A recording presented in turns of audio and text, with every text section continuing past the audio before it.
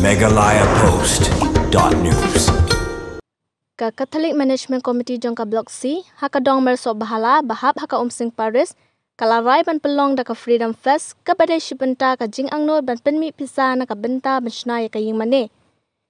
Yakane ka Freedom Fest la rai ban pelong haka khatsan tarik unailar arja apsaw, ha CFC Hall jong ka Umsing Paris. Kinong rai bapau nam jong ka jila jongi kinwan ban rai na du ka por arbaje no paisngi. Kumbala penpau da ka kongrita da hunlin sun, ki badai kinong penyai ka CFC Block C, kala penpau baka tong jo kane ka Freedom Fest, kalong ban penmi pisa na ka benta ban kersan ya ka balang dong merso bahala, ban shina ya ka ying mane, ka balong ka jaka kentang na ka benta ban mane ni aingu ya uble nung bu nung tau. Ka CMC Block C,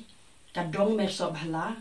ka kot ka wers ngobha ya pi baro, siya ka Freedom Fest, ka bansa penlong ha ka katsan tarik u Agos arhajar arpusaw. Ka jaka bangin penlong kadai ha CFC Hall Parish Umsning Parish ki artis ki bapawnam jong gajela kin sawan ban perform nado kapor arbaji shaneng. Ka thong jong kani ka program ka bangin penlong kalong bangin penmi pisa ban kirsyan ya kabalang dong merso bhala ban shna ban thiet ya kajaka ban shna yeng mani bat ya kani kajaka tang bangin penlong tang kata ka jing kajaka mani blai hendringin penlong ru ya kani kajaka kum ka sentar ban ai jing hikai ka ban long ka tlong jong ka jing shai ka ban long ka thmei jong ka jing hikai ha ka ba ngin la ban ai jing hikai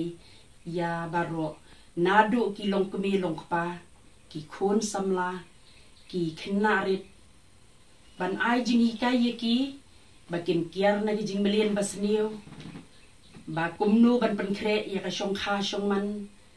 nang ta ban kentiu ya ka pule puthi ban ai ye ki jing hikai halor ka sengkam sengjam nang ta kumno ban sumar bat bandon ka jingkit kli ban penne pensa ya kamay mariang te kumta ni nakalyang ka CMC Block C dong merso bahala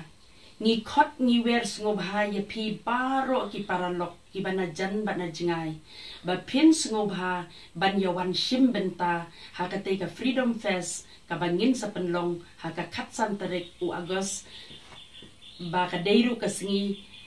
lai luot jong kari India. megalayapost.news